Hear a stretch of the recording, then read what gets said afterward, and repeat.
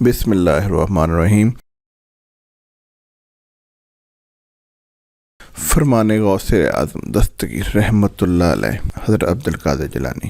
مستعد ہو جاؤ، جانچو، توجہ کرو اور غور سے کام لو۔ یہ حالت جس میں تم مشغول ہو آخرت میں مفید نہیں ہو سکتی۔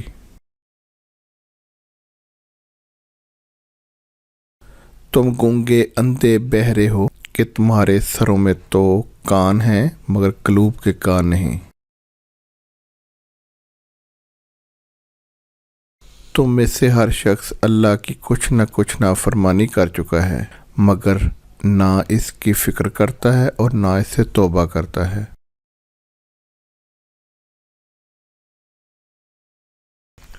بس ایک کام کرنا چھوڑ دو، قسم سے ولی بن جاؤ گے، اور یہ کام اپنی شہوتوں کو قابو میں رکھو اور ان کو اپنے اوپر حاوی نہ ہونے دو۔ باطن گویا بادشاہ ہے، دل اس کا وزیر، اور نفس اور زبان اور دوسرے اعضاء یہ سب ان دونوں کے حاضر باش خدمتگار ہیں۔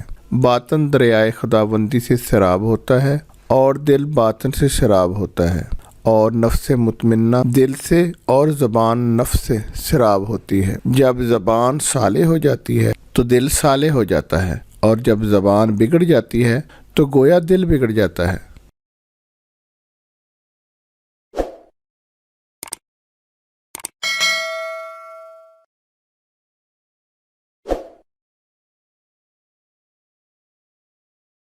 ظاہر و باطن سے شرک چھوڑ دے اور پرہیزگاروں میں سے ہو جا۔ بتوں کی پوجا ظاہری شرک اور مخلوق پر اعتماد کرنا اور ان کو نفع و نقصان کا مالک سمجھنا باطنی شرک ہے۔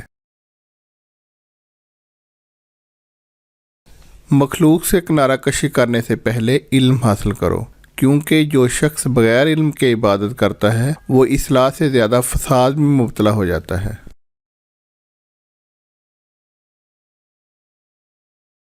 تمہیں چاہیے کہ شمع شریعت اپنے ہمراہ لے کر علم کی روشنی میں عمل کرو، پھر اللہ تعالیٰ تمہیں علم لدنی کا وارث بنا دے گا۔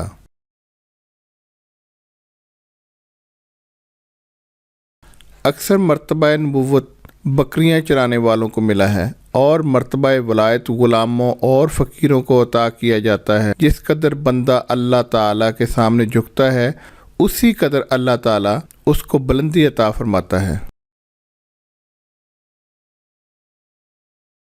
ایک عاشق حقیقی کو لاکھوں جنتیں بھی مل جائیں تب بھی اس کے دل کو قرار نہیں آتا مگر جب تک وہ اپنے محبوب کو نہ دیکھ لے۔